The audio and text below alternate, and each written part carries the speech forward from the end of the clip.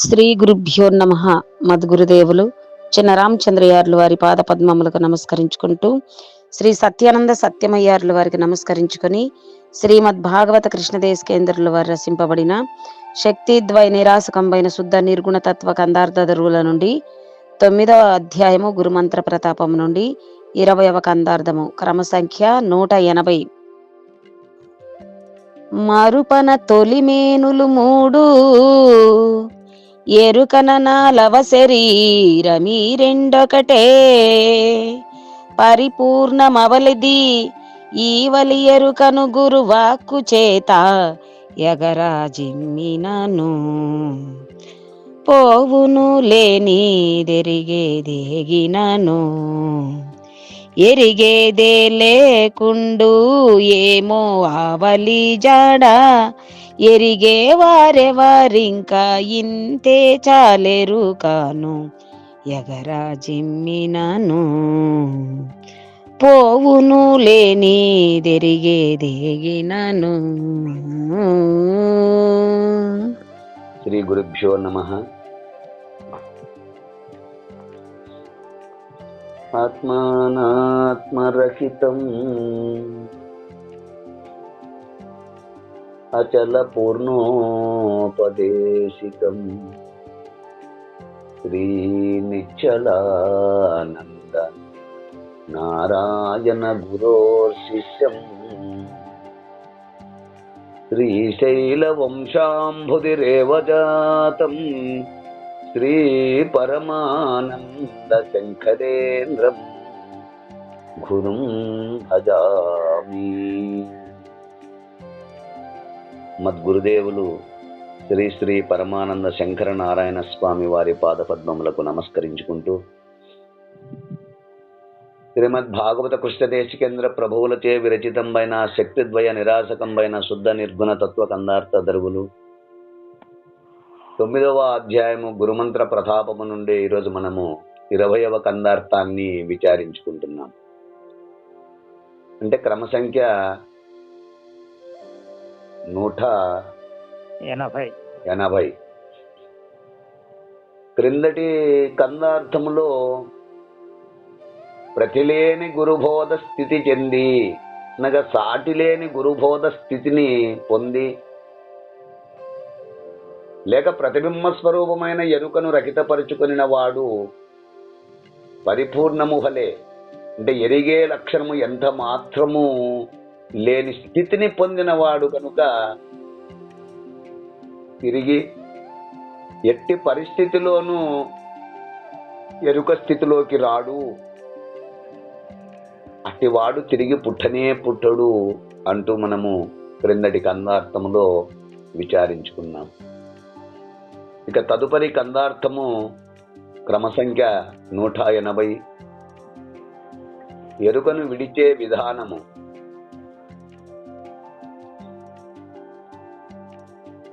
ఇక్కడ జ్ఞాన అజ్ఞానములు రెండును ఒక్క ఎరుకే. జన్మకు తీసుకొని వచ్చినవే, కానీ పరిపూర్ణము జ్ఞానాజ్ఞానములకు అతీతము అంటూ మనకు ఈ కందార్థము ద్వారా తెలియజేస్తున్నారు. మరుపన తొలిమేనులు మూడు,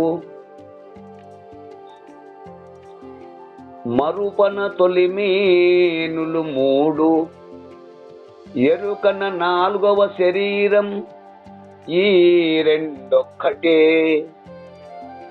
పరిపూర్ణమావలిది ఈవలి ఎరుకను గురువాకు చేత ఎగురాజిమ్మినాను పోవును లేనిదెరిగేదేగినను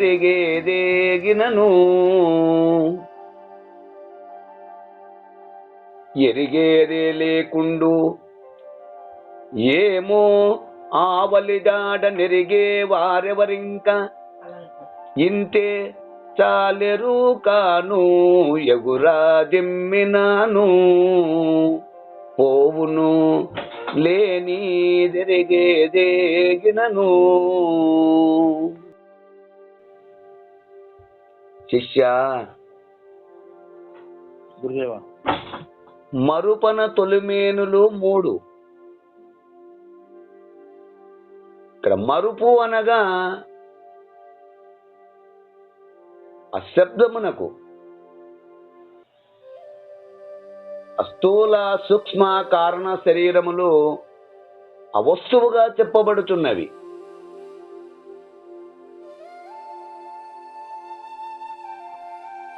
స్థూల సూక్ష్మ కారణ శరీరములు అవస్తువుగా చెప్పబడుతున్నవి. అంటే మరుపనగా మొదటి 3 శరీరములు అయినటువంటివి ఈ స్థూల సూక్ష్మ కారణ శరీరములు. ఈ 3 అజ్ఞాన శరీరములు, అజ్ఞాన రూపం కనుక మరుపనగా అజ్ఞానం.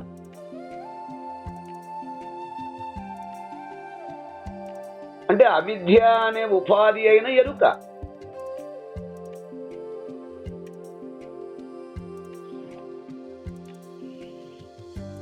ఇది త్రిగుణాత్మకము, రజసత్వ తమో గుణములు గలది.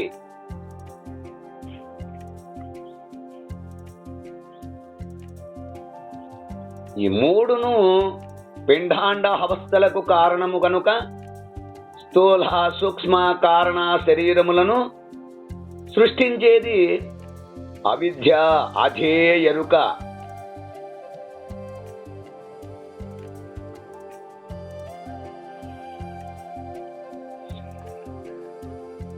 ఇక ఎరుకనగా 4వ శరీరము.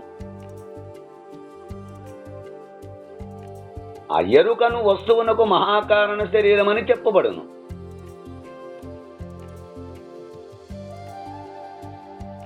అయితేనేమి ఈ 2 ఒకటే. ఎరుక మరుపు అనునవి అంటే ఎరుకనగా 4వ శరీరము అంటే మహాకారణ శరీరము, జ్ఞాన శరీరం. అయినను సరే అయితేనేమి ఈ 2 ఒక్కటే. మరుపు ఎరుకలు 2 ఒకటే. స్థూల సూక్ష్మ కారణము అది ఒకటని, మహాకారణ శరీరము ఒకటని, ఇవి 2 అని చెప్పబడుతుంది. తొలిమేనులు 3 అనగా మహాకారణ శరీరము 4వది అనగా ఈ 2 ఒకటే, వేరు కాదు. 2 శరీరములు లేవు, 4 శరీరములు లేవు.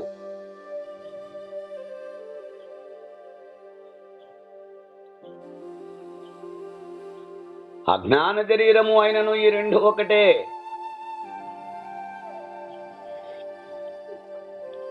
అంటే ఇందలి ప్రతిబింబ చైతన్యము జ్ఞానము.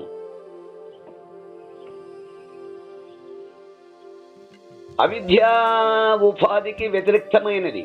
ఇదే నేను అని చెప్పబడే ఎరుక.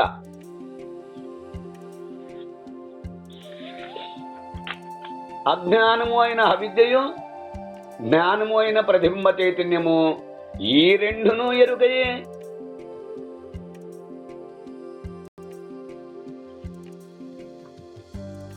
మరి ఈ 2ంటికి విలక్షణమైనది. అంటే ఈ 2కు కానిది, ఆవలిది, పరిపూర్ణం ఆవలిది.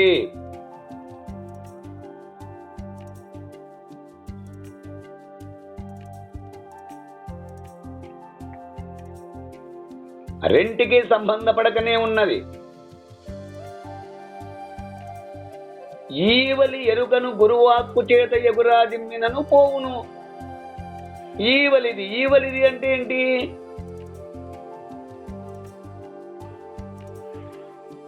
ఆవరణములోనిదే.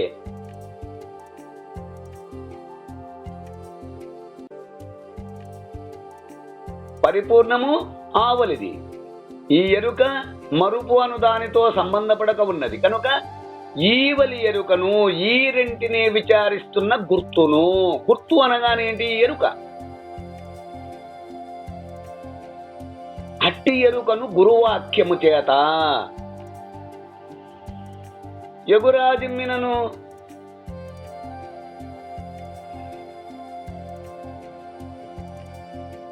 గురువాక్యము ద్వారా లేదని దృఢపరుచుకుంటే పోవును, రద్దయిపోవును, లేకుండా పోవును.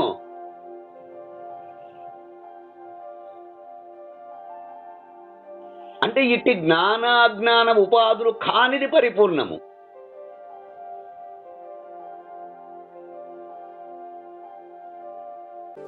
మొదట అజ్ఞానాజ్ఞానములు కలిగిన ఎరుకను లేనిది అని గురువాక్యముచే లేకుండా చేసుకొనుటకు గట్టిగా ప్రయత్నము చేసినచో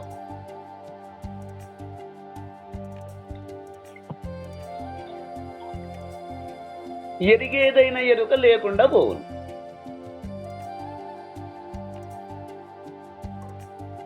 ఇట్టి జ్ఞానాజ్ఞానములు కానిది అనగా ఉపాధి ప్రతిబింబములు కానిది పరిపూర్ణ పరబ్రహ్మమని ఈవలి ఎరుకను గురువాక్కు చేత ఎగురదిమ్మినను లేనిది పోవును.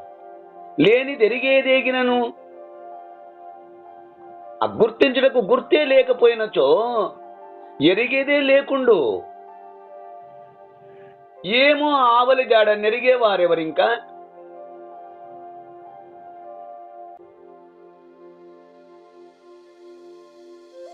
గుర్తించుటకు తెలివే లేనప్పుడు ఉన్నదాన్ని గూర్చి ఉందని గాని లేదని గాని నిర్ణయించుటకు ఎవరున్నారు?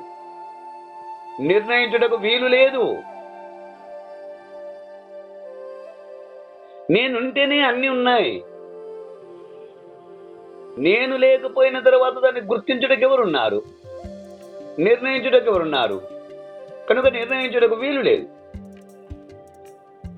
అట్లు ఎరుక ఎరిగే ఎరుక లేకపోయినచో ఆవలిది అయిన పరిపూర్ణము యొక్క జాడను తెలుసుకునే వారెవ్వరూ లేరు. అలా నాకు తెలుసును అంటే అది ఎరుకయే.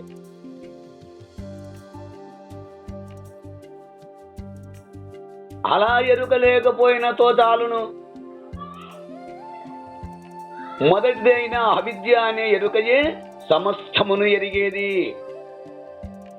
ఈ ఎరిగే అవిద్య అనే ఎరుకను గురుమంత్రముచే లేకుండా చేసుకొనుము.